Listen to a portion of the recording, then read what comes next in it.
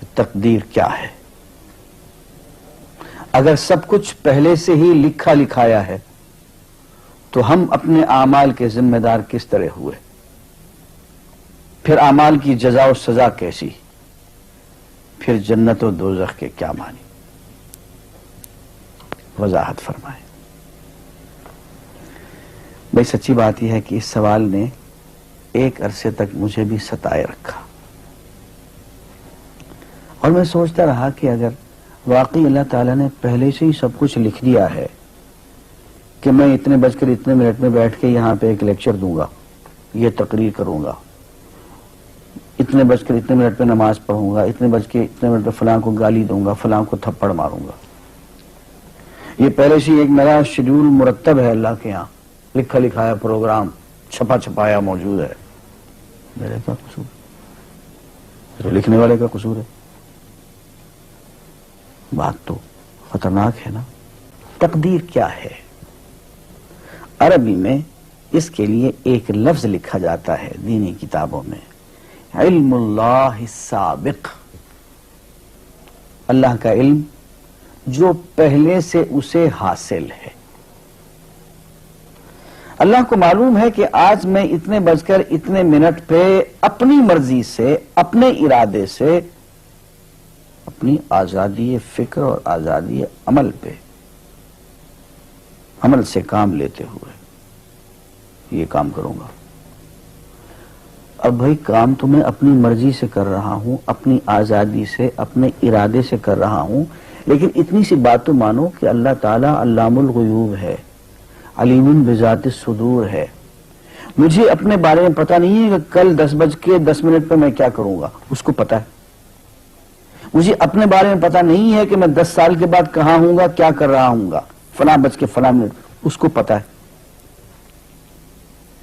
اس کو میرے آزادانہ، خود مختارانہ، فری ول کے ساتھ کیے ہوئے اعمال کا پتہ ہے کہ میں اپنی مرضی سے، اپنے فری ول کے ساتھ، اپنے ارادے سے اتنے بج کر اتنے منٹ پہ کیا کروں گا. یہ اس نے اپنے ہاں لکھ رکھا ہے، اس لیے کہ اس کو پوری کائنات کا نظام چلانا ہے. اس کا علم جو ہے وہ صحیح ہے، لیکن اس کا علم میرے ارادے سے نہیں ٹکراتا ہے. یہ بات میں ایک مثال سے سمجھاؤں گا. میرے ساتھ ایک واقعہ پیش ہو گیا، اس دن مجھے تقدیر سمجھ میں آ گئی کہ ہوتی کیا ہے. 1971 کی بات ہے کہ یہاں اکاؤنٹنٹ جنرل آفس میں ڈپٹی اکاؤنٹنٹ جنرل تھا. اس زمانے میں ایک مشہور نجومی تھا شیخ صادق، یہاں قلعہ گزر سنگھ میں رہتا تھا. وہ پتہ نہیں بیچارہ زندہ ہے یا فوت ہو گیا.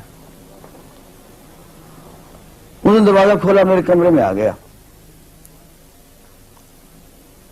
کہاں صاحب ہم آپ کی خدمت کرنا چاہتے ہیں، ہم آپ کو مستقبل کے بارے میں کچھ بتانا چاہتے ہیں. میں نے کہا بھائی میرے پاس فضول باتوں کے لیے وقت نہیں ہے، میں علم نجوم وغیرہ کو اس قسم کے یہ فضول باتوں کو میں نہیں مانتا ہوں، مشغول آدمی ہوں، ان چکروں میں مجھے مت ڈالو. اس نے کہا سر مجھے صرف 1 منٹ تو آپ دے دیں. میں نے کہا ہاں 1 منٹ دیتا ہوں. اس نے ایک بہت بڑا کاغذ میرے سامنے لکھا جس پہ 40 خانے بنے ہوئے تھے، 40 چیزوں کے نام لکھے ہوئے تھے، مختلف چیزوں کے نام، کتاب، قلم، اینک، کاپی، دوات، پینسل، میز، بادل، برکھا، مسجد، مندر، ایسی ایٹ رینڈم چیزوں کے نام، 40 چیزوں کے نام لکھے ہوئے تھے. مجھے کہنے صاحب آپ ان میں سے کسی ایک چیز پہ انگلی رکھ دیں یا اس کا نام آپ اس کاغذ پہ لکھ دیں. اور مجھے یہ کہتے کہتے اس نے ایک پیس آف پیپر میری میز سے اٹھایا اور اس پہ کچھ لکھا اور اس کو یوں الٹا کے رکھ دیا. میں نے کہا تم نے یہ کیا کیا؟ کہنے لگے جی میں نے وہ چیز لکھ دی ہے، وہ نام جو ابھی آپ لکھیں گے. تو اب میں پریشان ہو گیا. تماشا کی بات ہے نا کہ جو چیز میں سوچ سوچ کے اپنے ارادے سے، اپنی مرضی سے ابھی لکھوں گا، اس نے پہلے جو لکھ کے وہاں رکھ چھوڑ دیے میرے سامنے. اب میں سوچ میں پڑ گیا کہ یار وہ چیز لکھوں جو اس نے نہ لکھی ہو. کبھی میں اس کا ارادہ کروں، کبھی اس کا ارادہ کروں، تنگ آ کے آخر میں نے کسی ایک چیز کو لکھ دیا. میری یہ ہے. اس نے جب وہ الٹایا تو وہ وہی چیز نکلی. اب پتہ نہیں یہ کیا چکر تھا اس کا، خدا ہی جانے. کوئی اس کا علم ہوگا، کوئی فن ہوگا، کوئی تک بازی ہوگی، تک بندی ہوگی کوئی.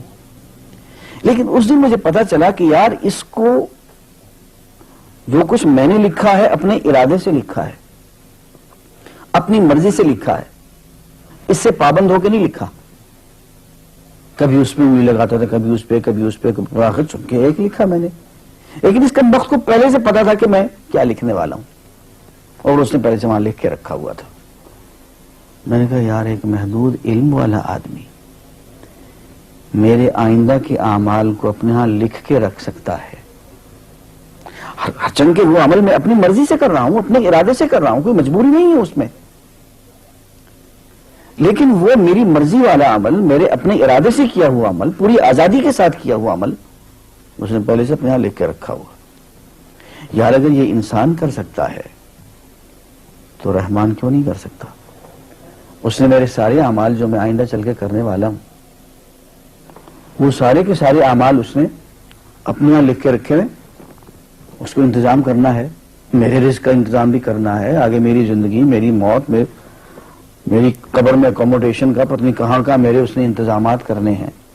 تو میرے بارے میں اس نے سارا کا ڈیٹا کلیکٹ کر کے رکھا ہوا ہے اپنی انفارمیشن کے لیے کہ یہ اپنی مرضی سے کیا کیا کچھ کرے گا. تو اس کے لکھے ہوئے ہونے سے میری مرضی ختم نہیں ہوتی، میری ذمہ داری ختم نہیں ہوتی، میرا ارادہ، میری فری ول ختم نہیں ہوتی.